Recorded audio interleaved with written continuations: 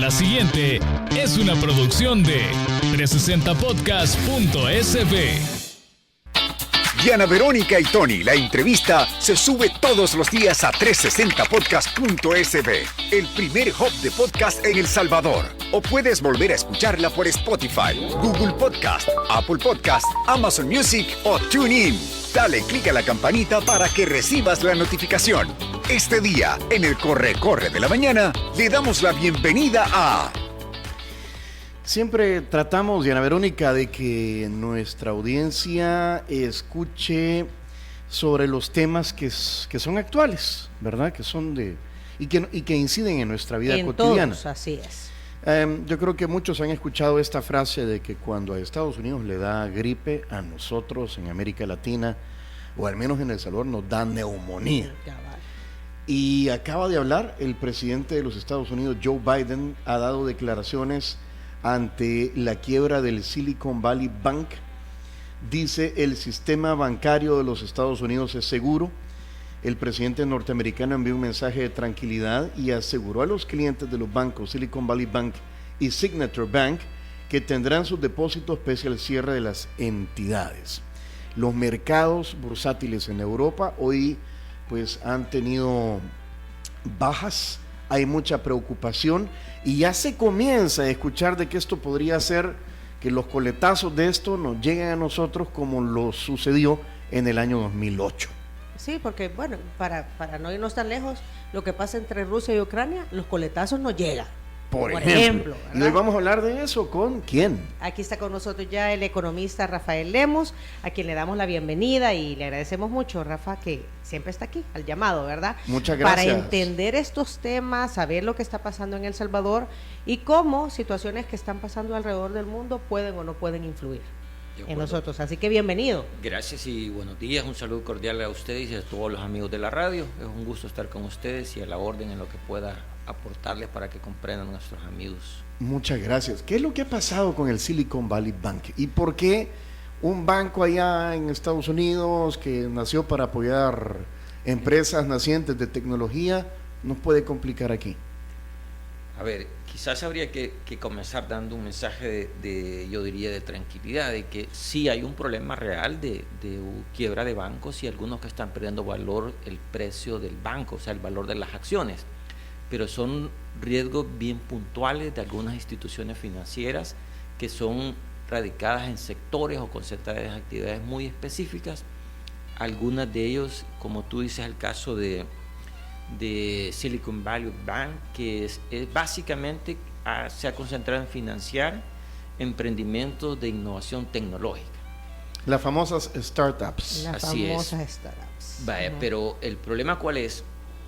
Es que este banco es de un tamaño relativamente pequeño, digamos entre pequeño y mediano, que tuvo una gran oleada de crecimiento en la pandemia y post-pandemia. O sea, si tú miras los números de esta institución, se triplicó o 4 veces creció respecto de su volumen de operaciones antes de la pandemia. O sea, el año 2021 tuvo una expansión acelerada porque estas empresas, acordémonos que con el cierre de todo el mundo encerrado, ellos levantaron mucho dinero, tenían muchos emprendimientos. Por ejemplo, para que nuestros amigos logren comprender algo de esto, en el país no había mucha cultura de comida de entrega en casa.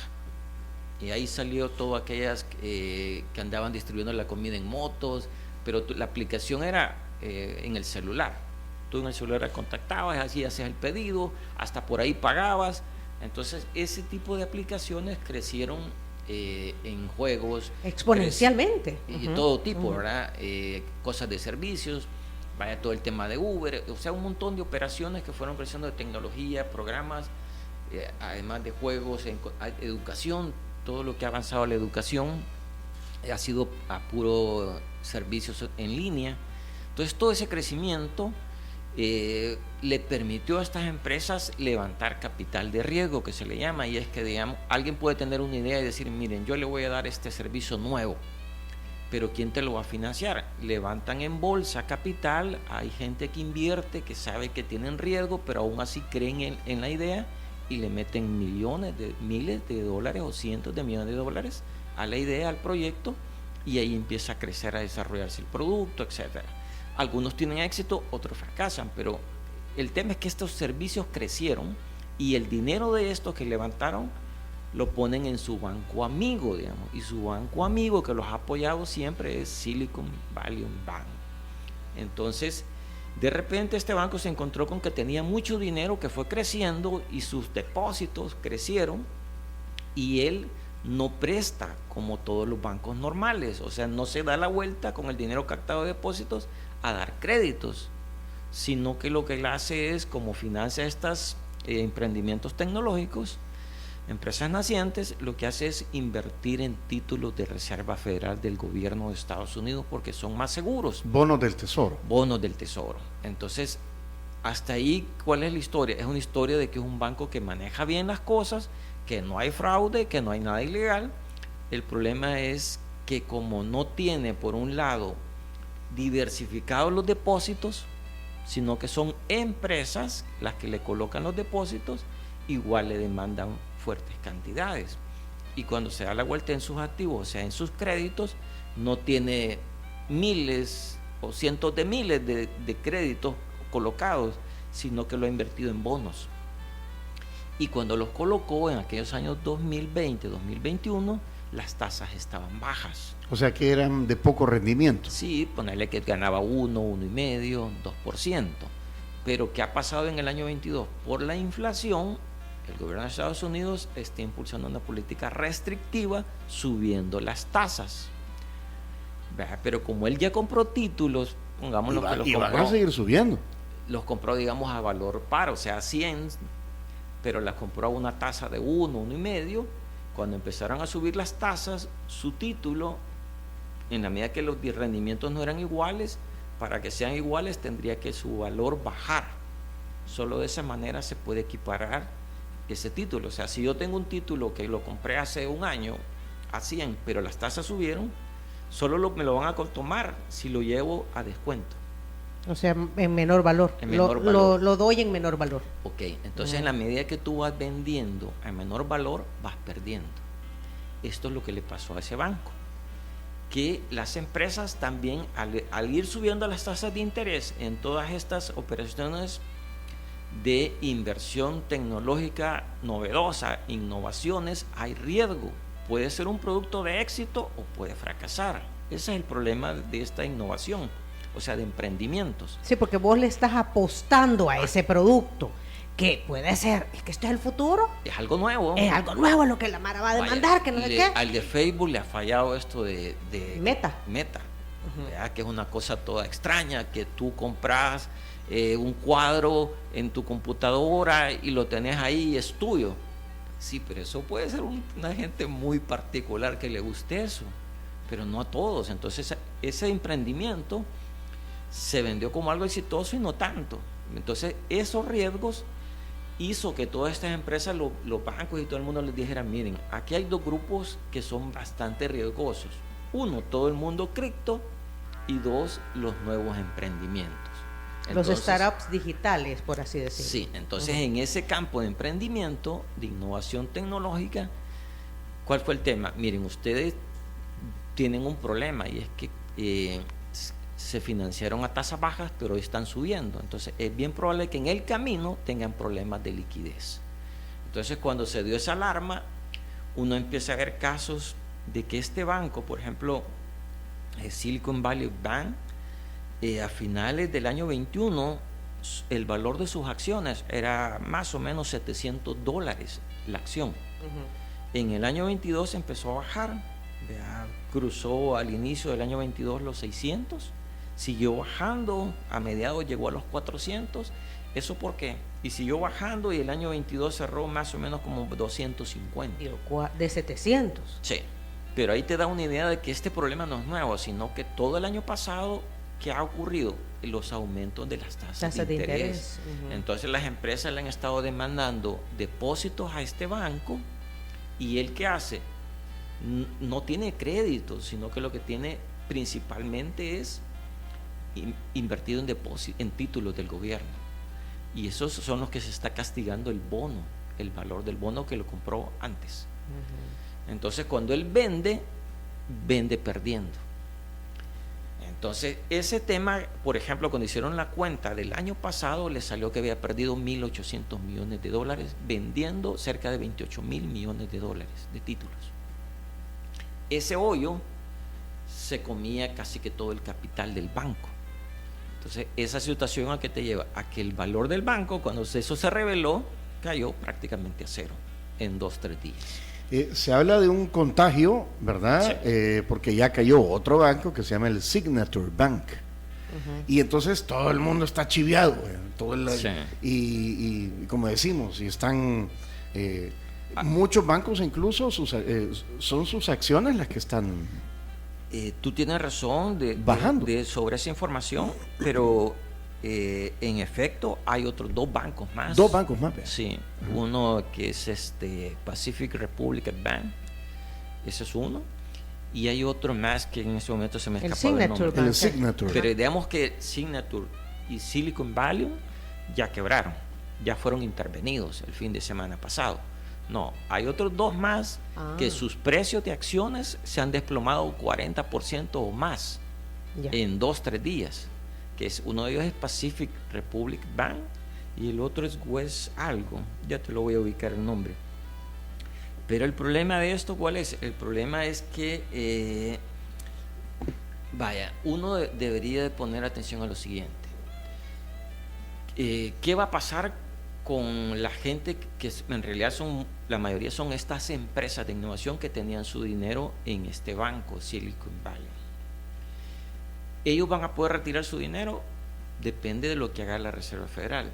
Hay un seguro de depósitos que está cubierto, pero te cubre hasta $250,000. O sea, todos los depositantes hoy, este mismo día, van a poder retirar $250,000. Hasta, justamente.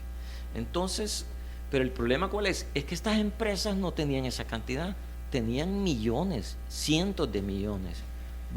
Hay una... Tony Cabezas tenía $1 millón. Ojalá. La Diana Verónica Dios. tenía 2 millones, pero de eso solo vamos a poder retirar $250,000. En la práctica funciona así. Así es. Pero, ¿y qué pasa con el resto? De mi pisto. El que tenía 100 millones y solo le van a dar el vuelto los 250,000. Ajá.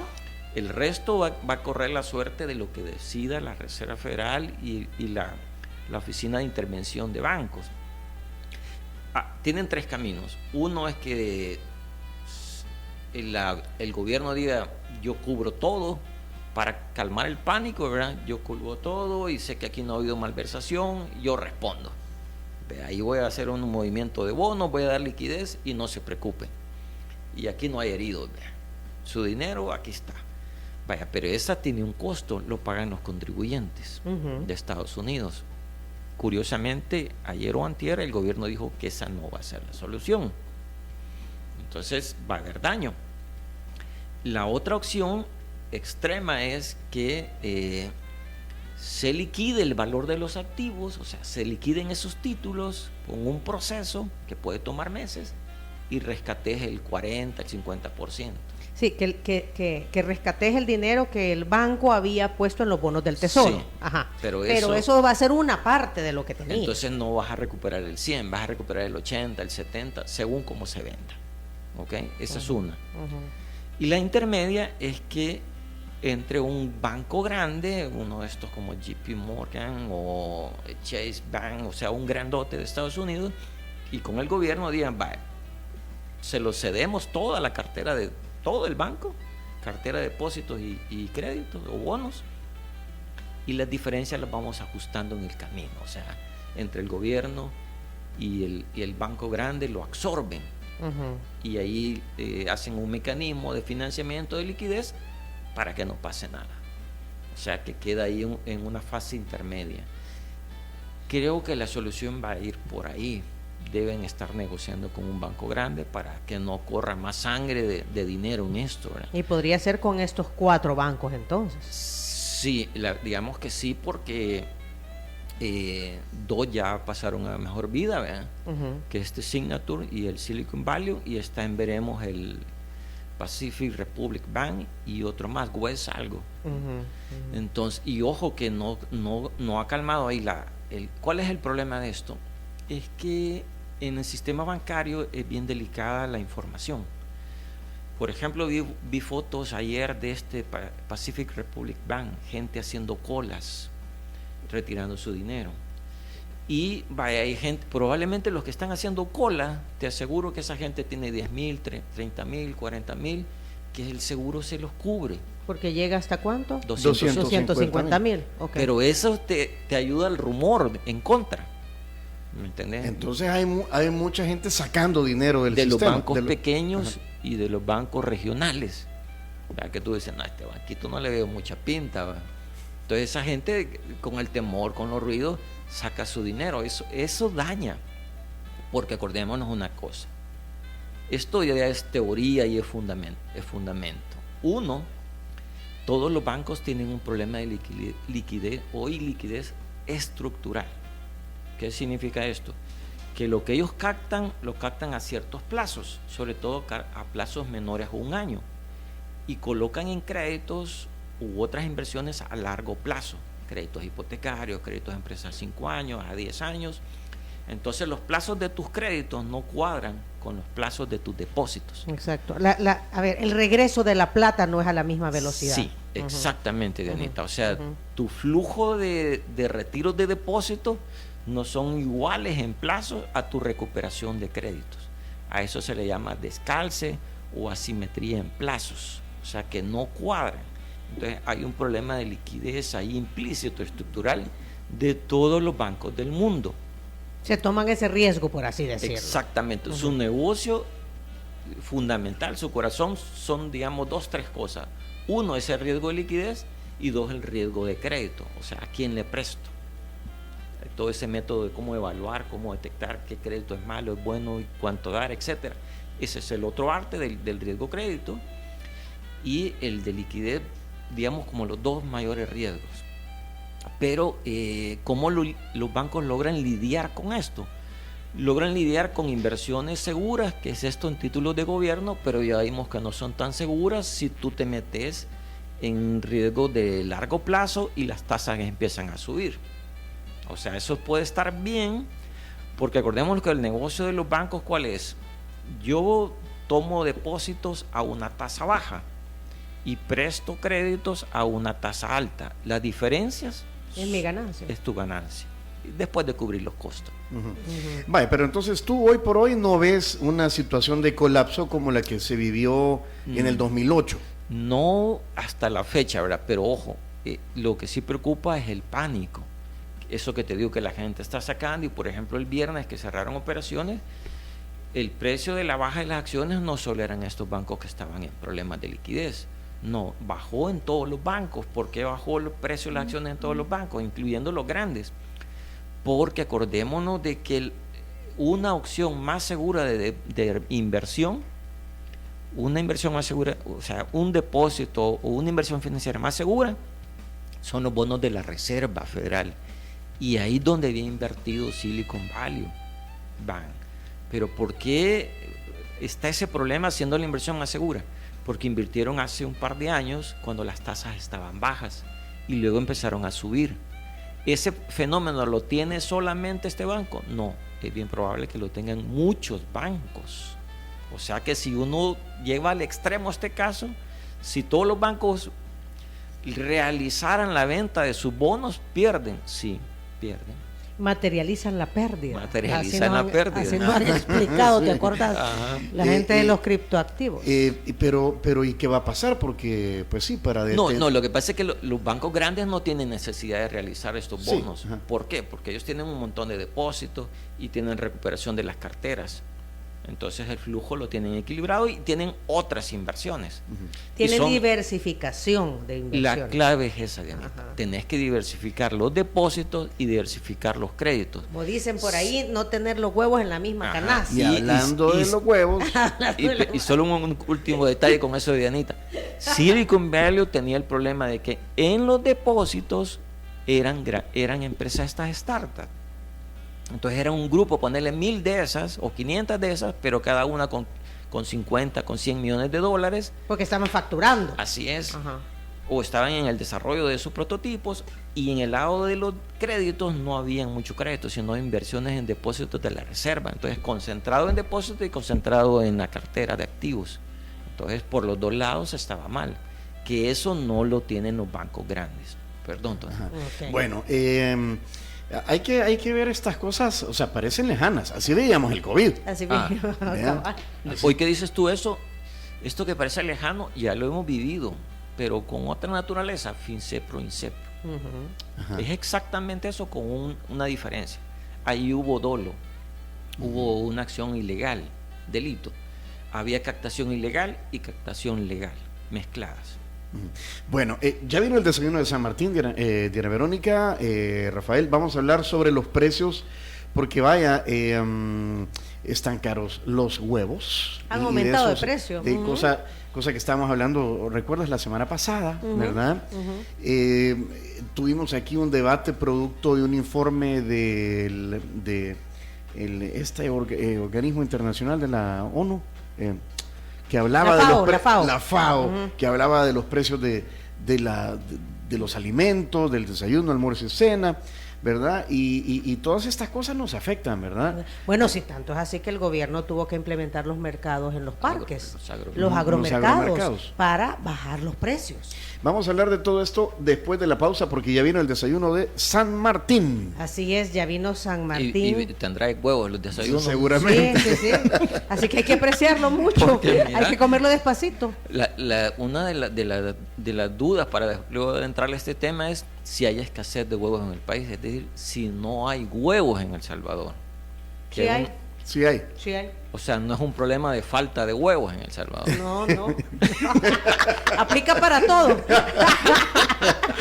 Y mira, hablando de huevos, vienen desayunos con huevos. Viene un omelette con tocino, queso y jalapeño.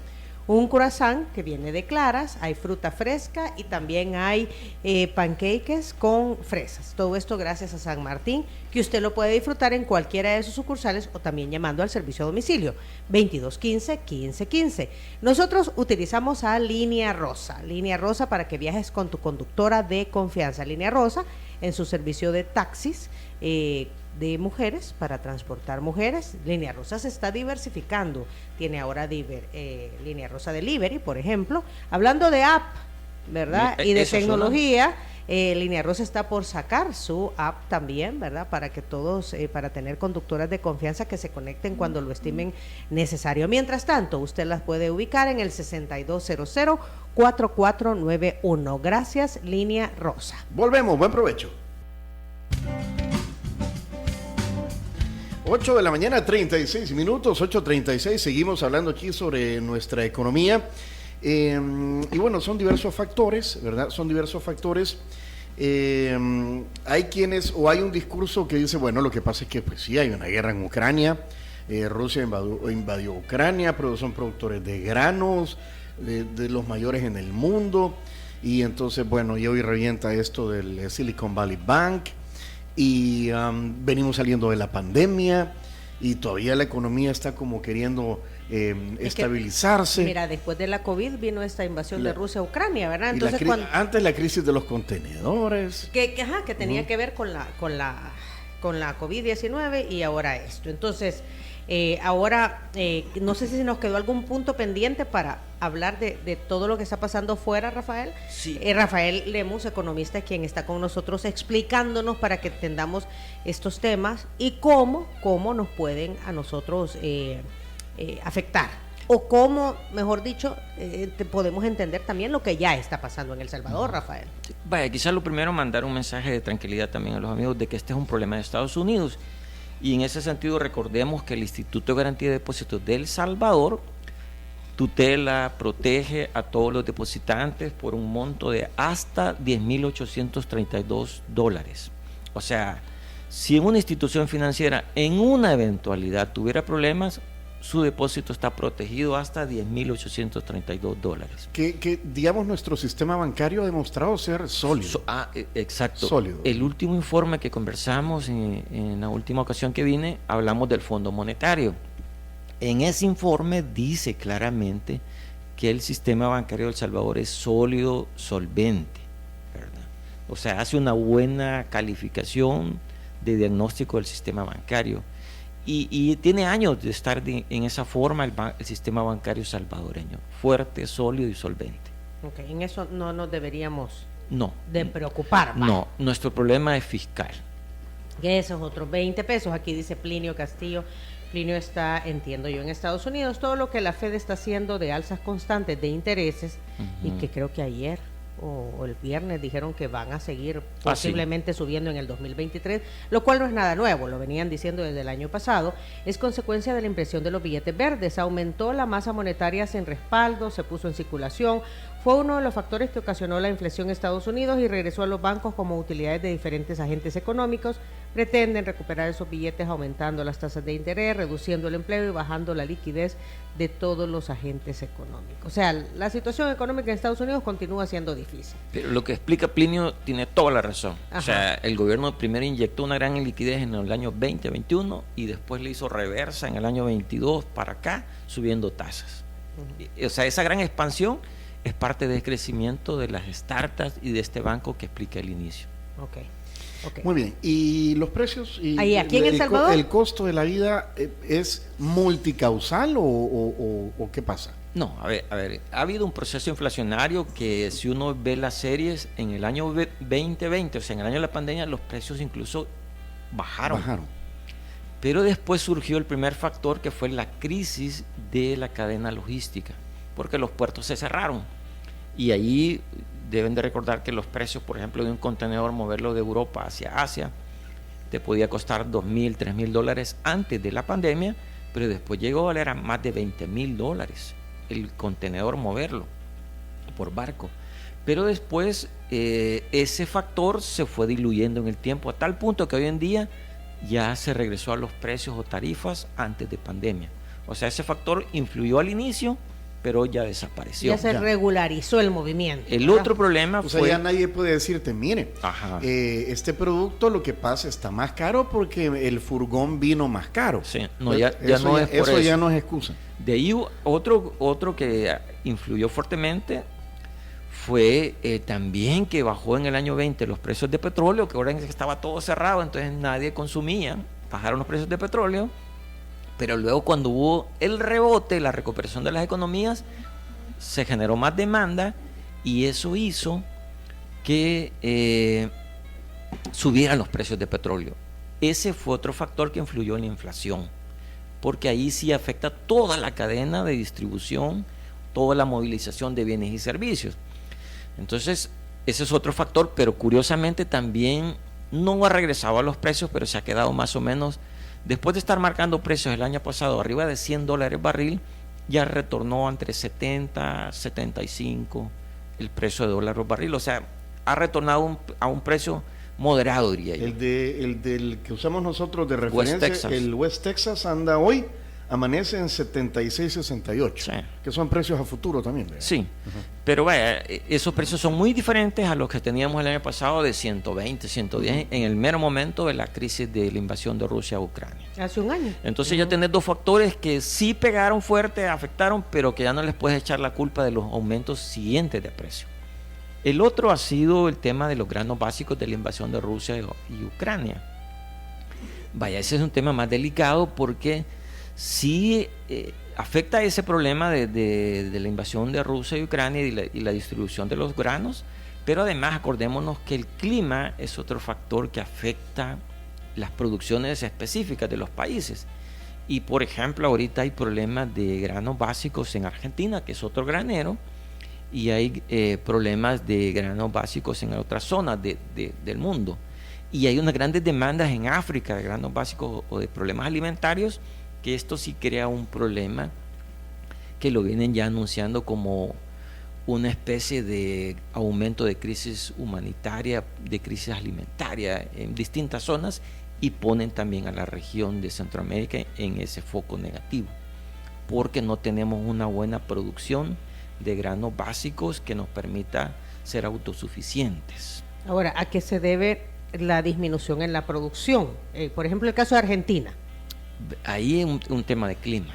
Es un tema de clima. Sí. Y lo que está pasando ahorita, por ejemplo, en Estados Unidos, también va a repercutir. También va a repercutir. Inundaciones por un lado. Sí, entonces al problema de la invasión se le ha sumado un problema de clima. Cuando hablamos del problema de la invasión significa, y estoy leyendo aquí un dato, dice que el 80% de la alimentación de las aves de corral que producen ese alimento en el país consiste, o sea, en los huevos, consiste en soya y maíz amarillo. Sí. Y eso no se cultiva aquí. No, y son Se importados. debe importarse. Y hay gente que te dice de que, en alusión al maíz, ¿verdad? Que ver una gallina es equivalente a ver un maíz con patas, porque se alimenta Pues básicamente de granos. Pues sí. Sí, aquí Entonces, se produce poco, pues. Yendo a lo concreto, ¿verdad? Por ejemplo, la pechuga de pollo ha crecido 26%. Si vemos el precio del 8 de marzo del 23 al año pasado, aumentó 26%. Los huevos ha aumentado, a ver, déjame ver si se me perdió en el mapa, 44%.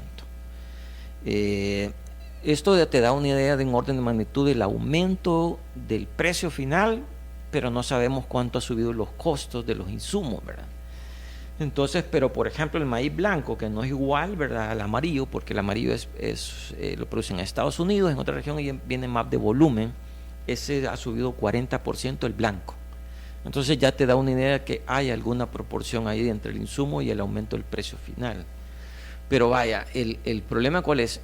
El Salvador, yo recuerdo muy bien que nosotros somos fuertes en producción de huevos y somos débiles en términos relativos en producción de piezas de pollo. O sea, Honduras nos vende piezas. Por ejemplo, me recuerdo de unos conflictos que Honduras nos vendía piezas de pollo y nosotros les vendíamos huevos. Entonces, ese comercio lo que significa es que entre vecinos nosotros somos fuertes en producción de huevos. Nos complementamos. Nos complementamos, aunque no somos muy amigos, que digamos, en eso. Sí hemos tenido varios conflictos de eso. Ahora, ¿qué significa, en otras palabras? Que somos un país que tiene una buena industria de aves de corral productoras de huevo, o sea, ponedoras. Y en ese sentido, ¿verdad?, no hay un problema de escasez, sino un problema de costos. Al final, los consumidores están pagando por los alimentos, que es un alimento básico en los salvadoreños, más caro. Pero porque producir el huevo sale más caro. Por el costo de los insumos. Por el costo de los insumos, que es lo que ha venido diciendo la gente de campo, de Luis Treminio, ¿verdad? Y hace 3 semanas tuvimos aquí a Ricardo Salazar, presidente de la Defensoría del Consumidor, y explicaba eso. Miren, los huevos han subido de precio porque el costo para producir los huevos ha aumentado. Así es, ¿verdad? Entonces no es un problema de escasez, ni es un problema de especulación, ni es un problema de sobreprecio, ¿verdad?, sino que es una realidad que los costos han aumentado. Ahora es bueno que seamos buenos productores de huevos, sí, porque significa que el mercado local está abastecido. Lo que pasa es que a un precio mayor. Exactamente. Ajá. Pero el otro punto es que la realidad de la familia salvadoreña es que no solo ha subido los huevos, sino que casi todos los bienes alimenticios, vea, frijol, por ejemplo, 32% el aumento en un año. Y así cuando tú empiezas a ver producto por producto, está subiendo. Por supuesto que algunos también bajan, vea, por ejemplo, la papa, revisé que bajó, chile, el whisky bajó. El que ha subido fuerte también es el chile verde, 43%. Como dice el dicho, tenete chile verde, ¿cómo es que dice?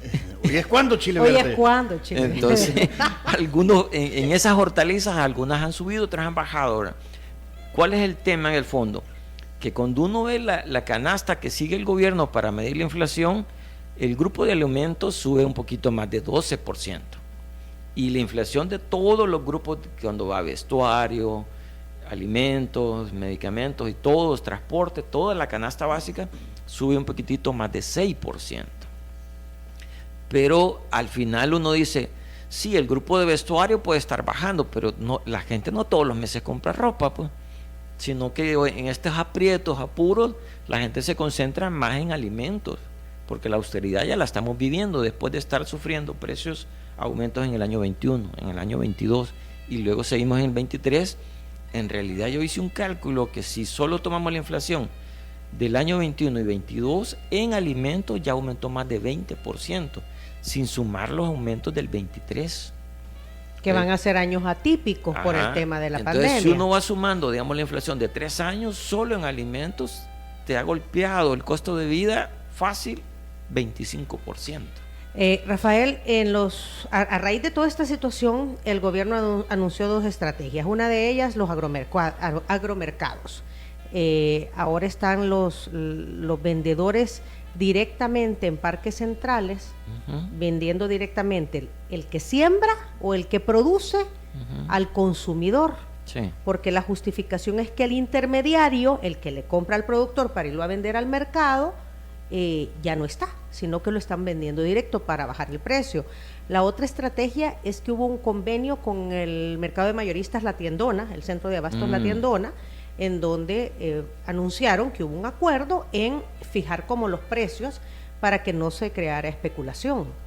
¿Qué piensas tú de estas medidas y cómo están en realidad ayudando a la economía familiar? Creo que son 2 medidas que van justamente como a las 2 cadenas. Una es la cadena local de los productores pequeños locales, que si el gobierno tiene una buena red y él los apoya, puede cortar los otros canales que son el transportista y los intermediarios, que si los sacas de esa cadena, puede llevar a precios más razonables a los consumidores. ¿Cuál es el problema de eso? Que es una buena medida, pero la capacidad es limitada, porque los productores están distribuidos en muchos puntos del país y su producción tampoco alcanza a cubrir toda la necesidad del mercado. Sí, aunque los acerques, no producimos lo suficiente para el mercado nacional. Ese es uno. Y 2, después viene la parte de la cadena de importados. Esa es la tiendona. El importado, el centro de acopio es la tiendona. O sea, los camiones, los furgones que vienen de productos, sobre todo de Honduras, Guatemala, llegan a la tiendona. Y de ahí se van a los mercados, otra distribución. Y ahí en realidad tú tienes reyes. Está el rey del tomate, el rey de la papa, el rey del plátano, porque ese es el mero importador y ese después revende. Ahí el problema ¿cuál es? Es que depende de los costos de transporte y depende de los costos del otro país. Entonces también tienes un margen limitado. O sea que la dependencia de productos meramente importados es lo que nos tiene con los precios altos también. Fíjate que yo diría que sí, y te lo explico en esta manera. El Salvador tiene un problema del agro desde la guerra. Y hay que ser sincero, desde la guerra, por la reforma agraria, por otras malas políticas, no se logró levantar el sector. Por supuesto que hay sectores que sí, y hay otros que han ido mejorando. Por ejemplo, hay unas producciones muy buenas en la parte norte de Chalate, en la parte alta. Siempre ha sido un buen punto en la parte de la industria de caña. O sea, algunos que sí, pero nunca hemos logrado tener un progreso significativo. O sea, ya pasaron después de la guerra más de 40 años y tú no dices, en 20 cambiamos la realidad. No, siguen los mismos problemas de escasez. Los problemas del frijol son todos los años. O sea, no hay años... Sí, no ha habido un despegue real, sí, por más que los gobiernos así lo hayan querido. Bueno, hubo hasta un quinquenio del agro, vaya. Y no solo eso, sino que el país, mira... ¿Te acordás? La dieta de los salvadoreños, hay como 5 o 6 productos: frijol, arroz, maíz, queso, huevo y carne de pollo. Esos 6, 7. Eso es. Si tú le controlas eso, te digo, tuvieras una canasta bien tranquila me refiero de afectación a la familia. Pero no hemos logrado ni siquiera tener autosuficiencia en esos 7 o 8 productos. Y el clásico, el frijol, vea. Y incluso en Navidad siempre tenés el efecto chirimol, vea, que te sube el tomate y la cebolla. El efecto chirimol. El efecto chirimol. Es cierto, sí, pero los mismos vendedores lo dicen. Sí, el efecto chirimol. Para hacer la salsa del pollo. Y te sube, vea, en Navidad te sube el efecto chirimol, te pega duro. Entonces no tenemos ni siquiera esa capacidad de tener una buena oferta balanceada o con reservas estratégicas. No tenemos reserva estratégica de frijol, maíz y arroz. Nos quedan como 2 minutos de la entrevista, Rafael. Pues sí, ahorita, ¿y para dónde nos hacemos? No hay de otra. O sea, no, digamos que para la familia. Para las familias ahorrar en algunas. Sí, yo diría algunos que rubros. Sí, vaya, la familia debería de tener un presupuesto. Y de ese presupuesto hacer la listita. Va, estas 3, 4 cosas tengo que apartar el dinero porque es lo primero. El alquiler o la cuota de la casa, las facturas de energía, agua, luz, etcétera. La parte de los alimentos, pagos de colegios. Y después, donde hay un poco de margen, es en los alimentos. Porque ahí tú tienes que rebuscarte, que compras, y aquí es bien importante la información. El gobierno debería tener como más información, es decir, esta semana ha subido los huevos, y que la población busque otra alternativa y decir, mire, los huevos ha subido, pero puede haber un sustituto de nutrición que puede ser tal cosa. Yo no sé de nutrición, puede decir, mira, hoy la papa está barata, aproveche a comprar papa. O sea, debería de haber ese tipo de información que al hogar le sirva, le sea útil. Y por supuesto que eso de los agromercados ayuda. O sea, si te venden el huevo $1 más barato, pues te ayudaron. Pues sí. Aquí estoy viendo, aquí me metí en la cuenta porque las alcaldías hacen eso de informar los precios que tienen en los agromercados. Y aquí estoy viendo, hace 13 minutos, en Santa Tecla a $3.95. El cartón de huevos. Vaya, y el ministerio te pone que el promedio del viernes fue $4.83. O sea que te rebajan tu dolarcito. En el Parque Daniel Hernández, en el Mercado Central de Santa Tecla. Hay que ir, hay que informarse, ¿verdad? La rebusca, el salvadoreño es bueno, pero la rebusca tienen que aprovechar. Bueno, vamos a ver qué pasa si no nos vienen coletazos raros desde otras naciones.